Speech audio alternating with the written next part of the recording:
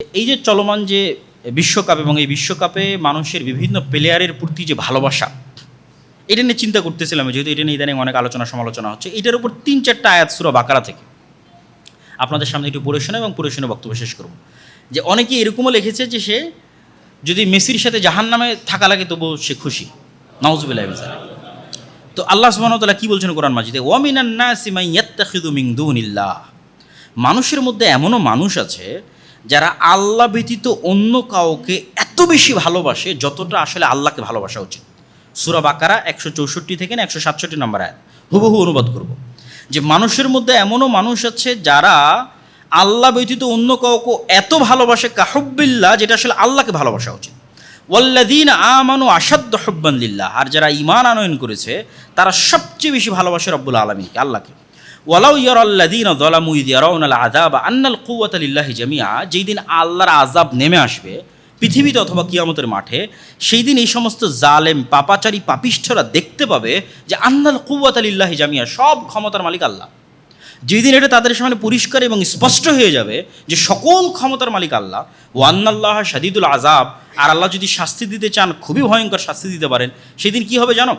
ইয তাবাররা আল্লাযীনা তুবিউ মিনাল্লাযীনা ইত্তাবাউ, সেই দিন অবস্থার ভয়াবহতায় মানুষ যাদের ফ্যান ফলোয়ার ছিল, মানুষ যাদেরকে ভালোবাসত জান এবং প্রাণ দিয়ে, ওই সমস্ত যারা আমরা যেটা বলি ভাইরাল বলেন অথবা খুবই জনপ্রিয় বলেন, তো সেই জনপ্রিয় ভাইরাল অথবা যেটাই বলেন, যাদের মানুষ ব্যাপকভাবে ফ্যান ফলোয়ার ছিল, তারা যখন অবস্থার ভয়াবহতা দেখবে তখন তারা কি করবে?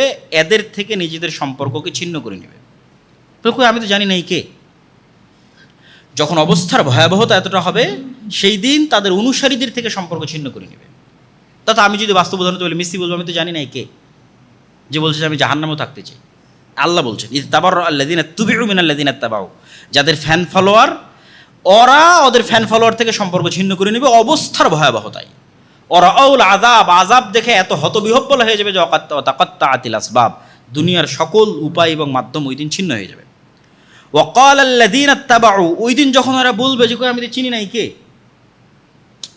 যে এত ভালোবাসা প্রকাশ করতেছে, আজীবন সেই গেঞ্জি গায়ে দিয়ে থেকেছে, বলেছে না আমি যেখানেই হোক তার সাথে থাকতে চাই, যেতে চাই, তখন ওর গুরুই যখন বলবে যে আমি তো চিনি নাই কে, হুইজ হি, কে সে, জানি নাই কে, কই থেকে আসলো, আমি তো বলিনি আমার অনুসরণ করতে, আমাকে মানতে। তখন কি হবে? যখন এরকম ছ্যাঁকা খাবে, মানে একদম খাঁটি বাংলায় বললে যখন এই ছ্যাঁকাটা খাবে, তখন এবার ফ্যান ফলোয়াররা বলবে লা ওয়ান্না লানা কাররাতাং ফানাতাবাররা মিনহুম কামা তাবাররা মিন্না, রে যদি দুনিয়াতে যাওয়ার সুযোগ পেতাম তাহলে আজকে যেভাবে সে বলল কে, একে তো আমি চিনি না, দুনিয়াতে ওকে গিয়ে বলে আসতাম আরে তুই কে, আমি তোকে চিনি না। আবার যদি দুনিয়াতে যাওয়ার সুযোগ পেতাম তাহলে আমিও একটু এরকম সম্পর্ক ছিন্ন করতাম যে ও কে আমি চিনি না, কেন আজ কিয়ামতের মাঠেও বলতেছে এ কে, আমি তাকে চিনি না। তাহলে যদি আবার কিয়ামতের মাঠে ফিরে যাওয়ার সুযোগ হতো, দুনিয়াতে আর যাওয়ার ফিরে যাওয়ার সুযোগ হতো, তাহলে আমরাও একটু চেষ্টা করতাম এই সমস্ত জনপ্রিয় ব্যক্তিদের থেকে একটু নিজের সম্পর্কটা ছিন্ন করে নিতে, দেখাতে একটু তাদের মুখের উপর যে আমি চিনি না তুমি কে। এখন কিয়ামতের মাঠে সে বলতেছে যে সে চিনে না আমি কে। কাযালিকা ইউরিহিমুল্লাহু আমালহুম হাসারাতিন আলাইহিম ওয়া মা হুম বিখারিজিনা মিনান নার, এইভাবেই আল্লাহ কিয়ামতের মাঠে মানুষের আমলকে তার সামনে আফসোস করে তুলে ধরবেন। আল্লাহ সুবহানাহু ওয়া তাআলা সূরা আলে ইমরানের 33 নম্বর আয়াতে বলছেন ইন্নাল্লাহা আস্তাফা আদামা ওয়া নূহা ওয়া আলা ইব্রাহিমা ওয়া আলা ইমরান আলাল আলামিন। আল্লাহ পৃথিবীর মানুষের মধ্যে কয়েকটা পরিবার এবং কয়েকজন ব্যক্তিকে বাছাই করে নিয়েছেন। তার মধ্যে আল্লাহ বাছাই করে নিয়েছেন আদমকে, আদি পিতা হিসেবে বাছাই করেছেন। প্রথম মানুষ হিসেবে তাকে সৃষ্টি করবেন সেটার জন্য তাকে বাছাই করেছেন। তিনি ফেরেশতা কর্তৃক সিজদা পাবেন সেটার জন্য তাকে বাছাই করেছেন। ইবলিসের ষড়যন্ত্রের শিকার হবেন তার জন্য তাকে বাছাই করেছেন। ষড়যন্ত্রের শিকার হয়ে তিনিই প্রথম জান্নাত থেকে পৃথিবীতে নেমে আসবেন, এটার জন্য তিনি বাছাইকৃত হয়েছেন। তিনি প্রথম আল্লাহ সুবহানাহু ওয়া তাআলার কাছে গুনাহ থেকে তওবা করা শিখবেন এবং আল্লাহর নবী হিসেবে পৃথিবীতে তাওহীদের দাওয়াতের সূচনা করবেন, আল্লাহর দ্বীনের প্রচারের শুরু করবেন। এই সকল কিছুর জন্য আল্লাহ সুবহানাহু ওয়া তাআলা আদম আলাইহিস সালাতু ওয়াস সালামকে বাছাই করেছেন। ওয়া নূহান, আল্লাহ নূহকে বাছাই করেছেন। আদম আলাইহিস সালাতু ওয়াস সালামের মৃত্যুর পর কয়েক প্রজন্ম পর্যন্ত মানুষ তাওহীদের উপর ছিল। আব্দুল্লাহ বিন আব্বাস রাদিয়াল্লাহু তাআলা আনহুর বর্ণনা অনুযায়ী 10 প্রজন্ম পরে মানুষ তাওহীদ থেকে বিচ্যুত হয়। এক এক প্রজন্ম যদি 1000 বছর করে হয় হায়াত আদম আলাইহিসসালামের মতো, তাহলে প্রায় 10,000 বছর পর নূহ আলাইহিসসালামের আগমন ঘটে। আর যদি হায়াত কম থাকে তাহলে এর চেয়ে কম হবে। কিন্তু আদম আলাইহিসসালাম যেহেতু প্রায় 1000 বছরের কাছাকাছি বেঁচে ছিলেন, নূহ আলাইহিসসালাম নিজেও যেহেতু 950 বছর বেঁচে ছিলেন কাছাকাছি, তো ওই সময় মানুষের হায়াতের ধরনটা এরকমই ছিল। তো প্রথম মানুষ যখন পথভ্রষ্ট হয়, তাওহিদ থেকে শিরকে নিমজ্জিত হয়, তখন আল্লাহ সুবহানাহু ওয়া তাআলা নূহকে বাছাই করলেন মানুষকে পুনরায় তাওহিদের পথে নিয়ে আসার জন্য। নূহ আলাইহিসসালামের পরে পৃথিবীতে মাত্র গুটি কয়েক মানুষ দিনের উপর থাকলো, আর বাকি সব মানুষ পৃথিবী থেকে ধ্বংস হয়ে গেল। এরপরে আবার মানুষ যখন পথভ্রষ্ট হলো, তখন আল্লাহ সুবহানাহু ওয়া তাআলা ইব্রাহিম এবং ইব্রাহিমের পরিবারকে, নূহ আর আদমের সময় আল্লাহ পরিবার বলেননি, বলেছেন আমি আদমকে বাছাই করেছি, নূহকে বাছাই করেছি। আর ইব্রাহিমের সময় বললেন ওয়া আলা ইব্রাহিম, আর ইব্রাহিমের পরিবারকে বাছাই করেছি। ইব্রাহিম আলাইহিসসালাতু ওয়াসসালাম এবং তার পরিবারকে আল্লাহ বাছাই করলেন পৃথিবীতে তাওহীদের দাওয়াত ছড়িয়ে দেওয়ার জন্য। ইব্রাহিমের 2 সন্তান ইসহাক এবং ইসমাইল এবং তাদের পরবর্তী উত্তরসূরিরা। তারপরে আল্লাহ বলছেন ওয়া আলা ইমরান, যেটা আজকে আমাদের আলোচ্য বিষয়বস্তু, যেই নামে পবিত্র কোরআনের 2য় সূরা, যে আমি ইমরানের পরিবারকে বাছাই করলাম। ইমরান দ্বারা উদ্দেশ্য কি? কেউ বলেছেন মুসা এবং হারুন আলাইহিসসালামের পিতার নাম ছিল ইমরান, ফলত এটার দ্বারা উদ্দেশ্য মূলত আলে মুসা, আলে হারুন, মুসা এবং হারুনের পরবর্তী বংশধর। আর কেউ বলেছেন যে মারিয়াম আলাইহিসসালামের পিতার নাম ছিল ইমরান, এবং এটা ঠিক যে তার পিতার নাম ইমরান ছিল। এবং আল্লাহ সুবহানাহু ওয়া তাআলা মারিয়ামের মাকে ইমরাআত ইমরান, ইমরানের স্ত্রী বলে সম্বোধন করেছেন, ফলত তার বংশধর, তথা সে, তার স্ত্রী, তার কন্যা, তার কন্যার সন্তান, এবং এমনকি ইমরানের স্ত্রীর বোন, ইমরানের স্ত্রীর আপন বোন হচ্ছে জাকারিয়া আলাইহিসসালাতু ওয়াসসালামের স্ত্রী। তাহলে ইয়াহইয়া আলাইহিসসালাতু ওয়াসসালাম এবং ঈসা আলাইহিসসালাতু ওয়াসসালাম হচ্ছেন খালাতো ভাই। তো এই পুরো পরিবার আলে ইমরান। তো আল্লাহ সুবহানাহু ওয়া তাআলা তাদেরকে বাছাই করলেন পৃথিবীতে তাওহীদের দাওয়াত, আল্লাহর বিধান, আল্লাহর দ্বীন ছড়িয়ে দেওয়ার জন্য, আলাল আলামিন, সারা পৃথিবীর মানুষের। যুররিয়াতাম বা'দুহা মিন বা'দ আল্লাহু সামিউন আলিম, আর এরা কেউ বিচ্ছিন্ন নয়, সবাই কারো না কারো বংশধর, তথা কোনো না কোনোভাবে আলে ইমরানও আদম আলাইহিসসালাতু ওয়াসসালামের বংশধর, কোনো না কোনোভাবে আলে ইব্রাহিমও নূহ আলাইহিসসালাতু ওয়াসসালামের বংশধর। তাই একজন আর একজনের বংশধর হওয়ার দ্বারা প্রমাণিত হয় যে তারা সবাই আদমের সন্তান, কেউ আল্লাহর সন্তান নয়, নবী যত বড়ই হোক। এটা বলে আল্লাহ সুবহানাহু ওয়া তাআলা এই মেসেজটা এখানে পরিষ্কার করে দিলেন শুরুতেই, যে যুররিয়াতাম বা'দুহা মিন বা'দ, সবাই একজন আরেকজনের বংশধর, তথা সবাই আদমের সন্তান। আল্লাহু সামিউন আলিম, আল্লাহ শোনেন এবং জানেন। আল্লাহ কি শোনেন? এই জায়গায় আল্লাহর শোনার গুণ উল্লেখ করার মহত্ব কি?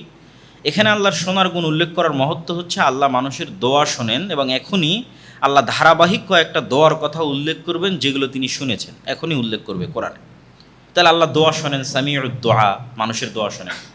আলিম, তিনি জানেন। এই জায়গায় জানা বলা দ্বারা উদ্দেশ্য কি? এই জায়গায় জানা বলা দ্বারা উদ্দেশ্য আল্লাহ জানেন খুব ভালোভাবে কাকে কখন নবী করতে হবে, কোন পরিবার থেকে নবী বাছাই করতে হবে, এবং কাকে কিভাবে কখন নবুয়তের দায়িত্ব দিতে হবে। এই বিষয়ে আল্লাহ সুবহানাহু ওয়া তাআলা খুব ভালো জানেন, ভালো জ্ঞান রাখেন। তারপর আয়াতে আল্লাহ সুবহানাহু ওয়া তাআলা বলছেন ইয ক্বালাত ইমরাআতু ইমরান রব্বি ইন্নী নাযারতু লাকা মা ফি বাতনি মুহাররারা। এখানে একজন রাসূলের মায়ের জন্মের ঘটনা বর্ণনা করা হচ্ছে। কার মুখ দিয়ে বর্ণনা করা হচ্ছে? একজন রাসূলের নানির মুখ দিয়ে বর্ণনা করা হচ্ছে। রাসূল হচ্ছে ঈসা আলাইহিসসালাতু ওয়াসসালাম। এখনও তার জন্মের ঘটনা শুরু হয়নি। যেহেতু তার জন্মের ঘটনাটা পৃথিবীর ইতিহাসের অন্যতম ব্যতিক্রম ঘটনা, তাই ভূমিকা স্বরূপ আল্লাহ তার পূর্বে অনেকগুলো ঘটনা বলে নিচ্ছেন। ভূমিকা স্বরূপ ঈসা আলাইহিসসালাতু ওয়াসসালামের ঘটনা বলাই মূল উদ্দেশ্য, কিন্তু ঈসা আলাইহিসসালাতু ওয়াসসালামের ঘটনা পৃথিবীর এত ব্যতিক্রম ঘটনা যে ওটার প্রতি বিশ্বাস তৈরি করার জন্য প্রেক্ষাপট লাগে, এবং এই প্রেক্ষাপট ওই যুগের মানুষের জন্য দরকার ছিল। এত বড় ঘটনা ওই যুগের মানুষ দেখবে, তার আগে কিছু ঘটনা লাগবে। তো তার আগে ঘটনা শুরু হচ্ছে ঈসা আলাইহিস সালামের নানি ইমরাআত ইমরান, ইমরানের স্ত্রী, মারিয়ামের মা, ঈসা আলাইহিস সালামের নানি। ইয ক্বালাত ইমরাআত ইমরান, মা, একজন নবীর মা কিভাবে জন্ম হচ্ছে আগে সেটা বলা হচ্ছে, তারপরে নবীর জন্ম।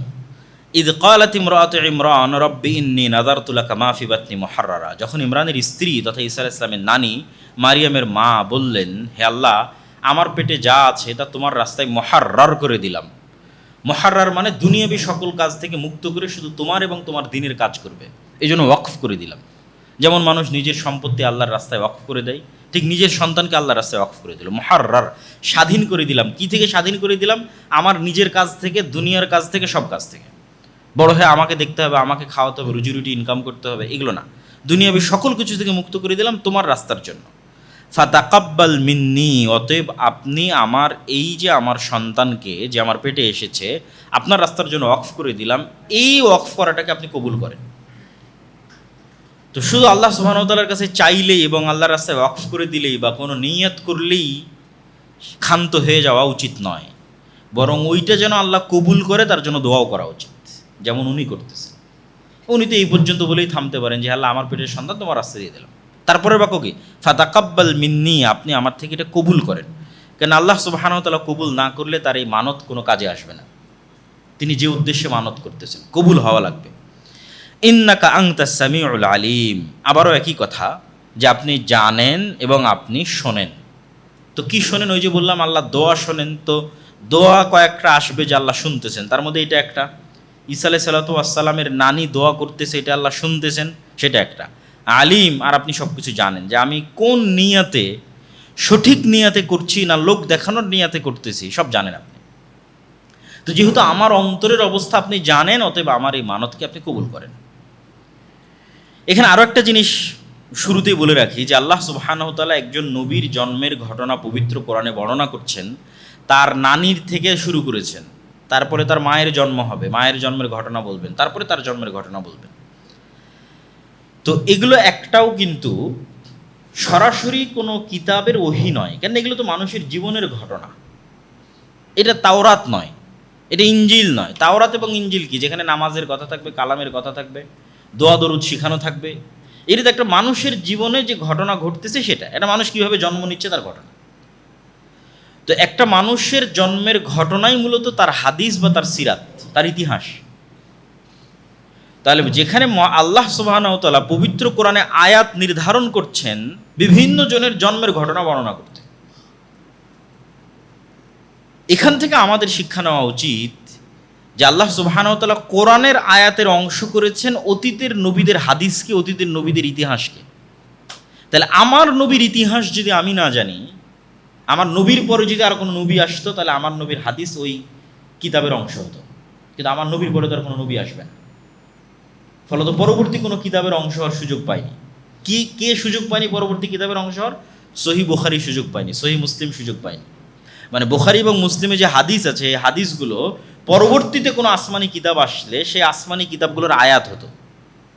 যেমন ঈসা এবং মারিয়ামের জন্মের ঘটনা কোরআনের আয়াত হয়েছে। ফলত রাসূল সাল্লাল্লাহু আলাইহি ওয়াসাল্লামেরও ইতিহাস এবং সিরাত জানা এবং হাদিস জানার গুরুত্ব আছে। এটা এখান থেকে আমাদের শিক্ষা নিতে হবে। ফালাম্মা ওয়াদাআতহা ক্বালাত রব্বি ইন্নী ওয়াদাতুহা উনসা। আল্লাহর রাস্তায় কোনো একজনকে ওয়াকফ করা হলে স্বাভাবিকভাবেই মানুষের মাথায় এটাই আসবে, দিনের দাওয়াত দেওয়া, ইবাদত বন্দেগী করা, আল্লাহর রাস্তায় জিহাদ করা পুরুষ মানুষেরই কাজ। অতীত থেকে এটাই হয়ে এসেছে। তো ইমরানের স্ত্রী তো এটাই ভাববেন যে তার পেটে আল্লাহ পুরুষ সন্তান দিয়েছেন, যদি আল্লাহ তার দোয়া কবুল করে থাকেন। আর যদি আল্লাহ কবুল করে না থাকেন তাহলে হয়তো নাও দিতে পারেন। ফালাম্মা ওয়াদাআতহা ক্বালাত রব্বি ইন্নী ওয়াদাতুহা উনসা। কিন্তু যখন উনি বাচ্চা প্রসব করলেন, ঈসা আলাইহিস সালামের নানি যখন তার মাকে জন্ম দিলেন, তখন তিনি দেখলেন যে তিনি কন্যা সন্তান প্রসব করেছেন। তখন তিনি বলছেন, বিস্ময়, আফসোস, আল্লাহর সিদ্ধান্তকে উপেক্ষা করে নয়, কিন্তু আশ্চর্য যে আমি যে দোয়া করলাম সেই দোয়া কবুল হতে হলে তো পুরুষ সন্তান লাগবে। তো বিস্ময় নিয়ে বলছেন, রব্বি ইন্নী ওয়াদাতুহা উনসা, আল্লাহ আমি তো মেয়ে সন্তান প্রসব করেছি, তাহলে আমার দোয়ার কী হবে, আমার ওয়াকফ এবং মানতের কী হবে? তো আল্লাহ বলছেন, আল্লাহু আ'লামু বিমা ওয়াজাত। এটা কি আল্লাহর জন্য নতুন নাকি? আল্লাহ তো আগে থেকেই জানে তোমার পেটে কি আছে। আল্লাহ আজাল থেকেই জানেন, লাউহে মাহফুজ থেকেই জানেন, অতীত থেকে, অনাদি থেকেই জানেন, এবং যখন তোমার পেটে আসে তখনও জানেন। এটা আল্লাহর জন্য আশ্চর্য না। আল্লাহু আ'লামু, আল্লাহ খুব ভালো জানে তোমার পেটে কি আছে এবং তুমি কি সন্তান প্রসব করছো। তবে ওয়ালাইসা যাকারু কাল উনসা, এই বাক্যটা হচ্ছে আমাদের জন্য সবচেয়ে শিক্ষণীয়, যে আল্লাহ সুবহানাহু ওয়া তাআলা এই বাক্যের যদি আমরা অর্থ করি, শাব্দিক অর্থ না করে বোঝানোর মতো যদি অর্থ করি, যে সব ছেলে কি এই মেয়ের মতো হতে পারবে যে মেয়ে এখন তোমার পেটে জন্ম নিচ্ছে? পৃথিবীর কোটি কোটি ছেলে মিলেও মারিয়াম আলাইহিস সালাতু ওয়াস সালামের মতো সম্মানিত হতে পারবে না, ওই জায়গা ওই মর্যাদায় পৌঁছতে পারবে না পৃথিবীর কোটি কোটি ছেলে। তাহলে পৃথিবীর সব ছেলে মিলে কি এই মেয়ের মতো হতে পারবে? সব ছেলে এই মেয়ের মতো নয় যে মেয়ে তোমার পেটে এখন দেওয়া হয়েছে এবং তুমি জন্ম দিলা। ওয়ালাইসা যাকারু কাল উনসা, বিশেষ মর্যাদামণ্ডিত, সুসম্মানিত এবং আল্লাহ কর্তৃক পবিত্র ঘোষণাকৃত অতি উঁচু আসন, এবং তার সম্মান এবং মর্যাদার কথা আল্লাহ সুবহানাহু ওয়া তাআলা নিজে কোরআনে বলবেন। তো এটার থেকে যেটা আমাদের জন্য শিক্ষা, সেটা হচ্ছে সকল কিছুই মানুষ যখন অকল্যাণকর মনে করে তখন সেটা অকল্যাণকর, আর মানুষ যখন কল্যাণকর মনে করে তখন কল্যাণকর। এটা আসলে হয় না। আল্লাহর হিকমতে আল্লাহ ভালো জানেন কোনটা কল্যাণকর কোনটা অকল্যাণকর। ফলত সবসময় আপনার সিদ্ধান্তই ঠিক হবে, আর আপনি তাৎক্ষণিক আপনার চাওয়া না পেলে হতাশ হবেন, এটা নয়। ওর মধ্যে আল্লাহ কী হিকমত রেখেছেন আপনি জানেন না। যেমন মারিয়ামের মা জানতো না যে মারিয়ামের পেটে পৃথিবীর ইতিহাসের অন্যতম শ্রেষ্ঠতম একজন নবীর জন্ম হবে, ঈসা আলাইহিস সালাতু ওয়াস সালাম, তাও বিনা পিতায়। এটা কি মারিয়ামের মা জানে? জানে না, কিন্তু এটা আল্লাহ আগে থেকে জানেন। ফলত আল্লাহ তার সন্তানকে কিসের জন্য প্রস্তুত করতেছেন এটা তিনি জানেন না, কিন্তু আল্লাহ জানেন। ওয়া ইন্নী সাম্মাইতুহা মারিয়াম, আর আমি তার নাম রাখলাম মারিয়াম। ওয়া ইন্নী উঈযুহা বিকা ওয়া যুররিয়াতাহা মিনাশ শাইতানির রাজীম, আর তার মা দোয়া করে বলছেন, হে আল্লাহ, আমার এই মেয়ে সন্তান এবং তার পরবর্তী বংশধরকে আমি তোমার আশ্রয় প্রার্থনা করছি শয়তান থেকে। আমার এই মেয়ে এবং তার পরবর্তী বংশধরের জন্য আশ্রয় প্রার্থনা করছি শয়তান থেকে। তাহলে একটা সন্তান জন্মের পর একজন মায়ের কি চিন্তা হতে পারে? সন্তানের খাওয়া, সন্তানের দুধ, সন্তানের স্বাস্থ্য, পালস ঠিক আছে কিনা, অক্সিজেন ঠিক আছে কিনা, ডাক্তার কি বলতেছে। আরও যখন আস্তে আস্তে বড় হবে তখন তার রিজিক, খাওয়া দাওয়া, ক্যারিয়ার, শিক্ষা। আমাদের বাবা মায়ের চিন্তা এটাই। কিন্তু মারিয়ামের মায়ের মুখ দিয়ে কী উচ্চারিত হলো? আল্লাহ, আমার এই মেয়েটা সুস্থ থাকুক, এই মেয়েটার খাবারের ব্যবস্থা করে দাও, দুধ পাচ্ছে না দুধের ব্যবস্থা করে দাও। না, উঈযুহা বিকা ওয়া যুররিয়াতাহা মিনাশ শাইতানির রাজীম, আল্লাহ শয়তান থেকে আশ্রয় দাও। তাহলে একজন মুমিন মায়ের চিন্তা তার সন্তানের বিষয়ে কি হতে পারে, সেটার শিক্ষা, মানে সন্তান লালন পালনের ইমানই ভিত্তি কি হতে পারে সেটার শিক্ষা এখানেই আছে। সেটা হচ্ছে ইমান এবং শয়তানের ষড়যন্ত্র থেকে শয়তানকে সুরক্ষার চিন্তাই একজন মা এবং একজন পিতার সবার আগে প্রাধান্য দিতে হবে।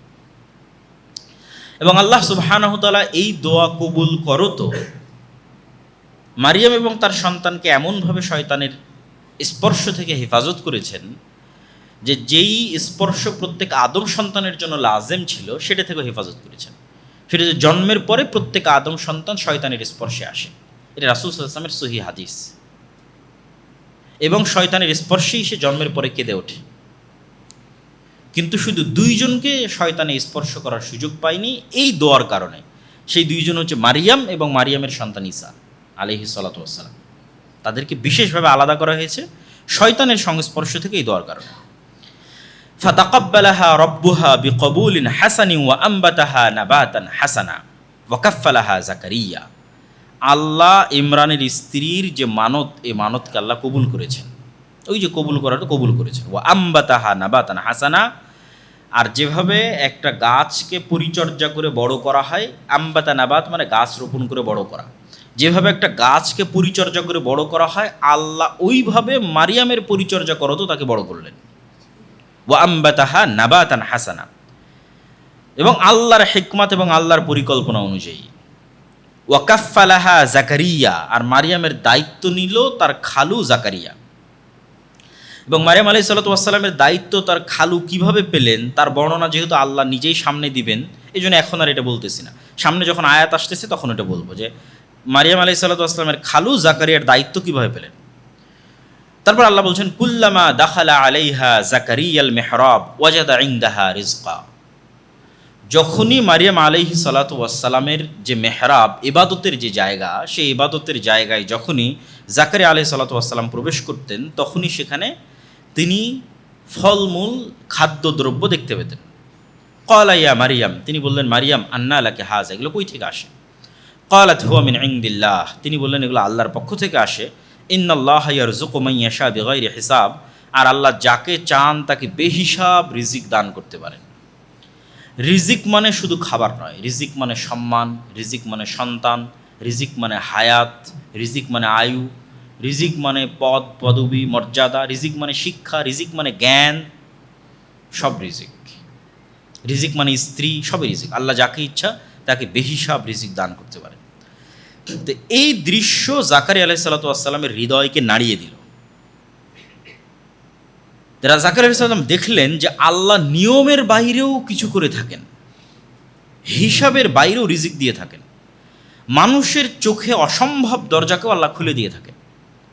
একটা প্রয়োজন জাকারিয়া আলাইহিস সালামের ছিল, তিনি সেইভাবে আল্লাহর কাছে চাননি, কেন? ওটার কোনো সম্ভাবনা ছিল না।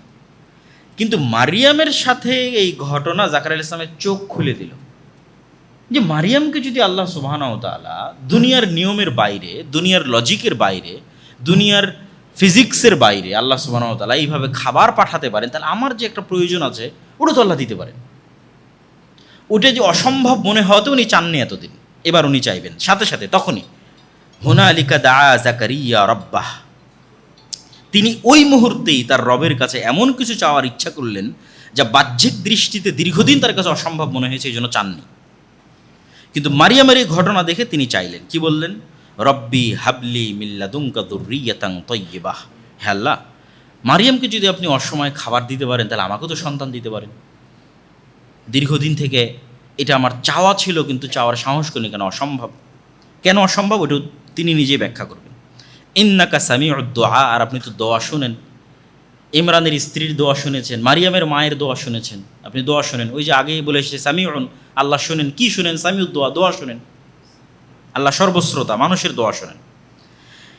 এখানে এই আয়াত থেকে দুটো পয়েন্ট আমাদের বের করতে হবে। একটা পয়েন্ট হচ্ছে, আল্লাহ যখনই কাউকে সন্তান দেওয়া বা সন্তান চাওয়ার কথা উল্লেখ করেছেন, তখন তার যে গুণের কথা বলেছেন সেটা ওয়াহাবা ইয়াহিবু, ওয়াহাব। আল্লাহ সুবহানাহু তাআলা দয়ালু, ওয়াহাব মানেও আল্লাহ দয়ালু, আল্লাহ দেন। রহমান মানেও দয়ালু, রহিম মানেও দয়ালু। কিন্তু ওয়াহাবের যেটা দেওয়া সেটা হচ্ছে না চাইতেই, অথবা বিনিময় ছাড়াই, অথবা অসম্ভব কিছু, অথবা সে হকদার নয়, অথবা সে যোগ্য নয়, তারপরেও আল্লাহ সুবহানাহু ওয়া তাআলা নিজের দয়ায় দিয়ে দেন, এটাকে বলে ওয়াহাব। হ্যাঁ, আপনি দিতে পারেন, আমাকে দেন। আর একটা কি এখান থেকে? তয়্যিবাহ, পবিত্র বংশধর দেন। তিনি তো শুধু সন্তান চাইতে পারতেন, কিন্তু তিনি চাইলেন পবিত্র বংশধর, পবিত্র সন্তান। তাহলে মুমিনের দোয়া শুধু সন্তান চাওয়ার দোয়া কখনোই হওয়া উচিত নয়, বরং মুমিনের দোয়া হবে এমন সন্তান চাওয়ার দোয়া যে হবে পবিত্র, সৎ। যেমনটা জাকারিয়া আলাইহিস সালাতু ওয়াস সালাম দোয়া চাচ্ছেন, তিনি শুধু সন্তান চাচ্ছেন না, বলছেন পবিত্র সন্তান, পবিত্র বংশধর। ফানাদাতহুল মালাইকাতু ওয়া হুয়া কায়িমুন ইউসাল্লি ফিল মিহরাব। জাকারিয়া আলাইহিস সালাতু ওয়াস সালাম ইনস্ট্যান্ট এই দৃশ্য দেখে ইনস্ট্যান্ট দোয়া করলেন। এবার ইমিডিয়েট সাথে সাথেই আল্লাহ সুবহানাহু ওয়া তাআলা ফেরেশতা দিয়ে তাকে উত্তর দিচ্ছেন। যখন তিনি তার সালাত শেষই করেননি, তিনি সালাতে দাঁড়িয়ে দোয়া করতেছেন, সালাত শেষই করেননি, তখনই ফেরেশতা তাকে ডাক দিয়ে বলছে, ইন্নাল্লাহা ইউবাশশিরুকা বিয়াহইয়া মুসাদ্দিকাম বিকালিমাতিন মিনাল্লাহ ওয়া সাইয়্যিদান ওয়া হাসূরান ওয়া নাবিয়্যাম মিনাস সালিহিন। আল্লাহ তোমাকে সুসংবাদ দিচ্ছে একটা সন্তানের, তার নামও আল্লাহ বলে দিচ্ছে।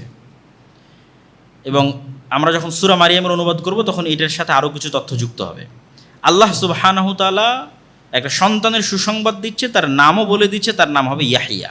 তার গুণ কি হবে? এক, মুসাদ্দিকাম বিকালিমাতিন মিনাল্লাহ, অচিরেই আল্লাহর একটা কালিমা আসবে, সেই কালিমাকে সে সত্যায়ন করবে। আল্লাহর কালিমা হচ্ছে ঈসা আলাইহিস সালাতু ওয়াস সালাম। আল্লাহর এই কালিমার উপর প্রথম ঈমান আনয়নকারী হচ্ছে ইয়াহিয়া আলাইহিস সালাতু ওয়াস সালাম।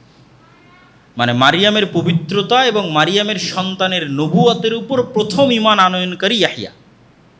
এটা আল্লাহ আগেই বলে দিচ্ছেন, সে মুসাদ্দিকাম বিকালিমাতিন মিনাল্লাহ, আল্লাহর একটা কালেমা অচিরেই আসবে, সেই কালেমার সে সত্যায়নকারী হবে। ওয়া সাইয়্যিদান, সে নেতা হবে। ওয়া হাসূরান, হাসুর মানে ধৈর্যশীল, ধৈর্যের সর্বোচ্চ চূড়ায় পৌঁছলে হাসুর বলা হয়।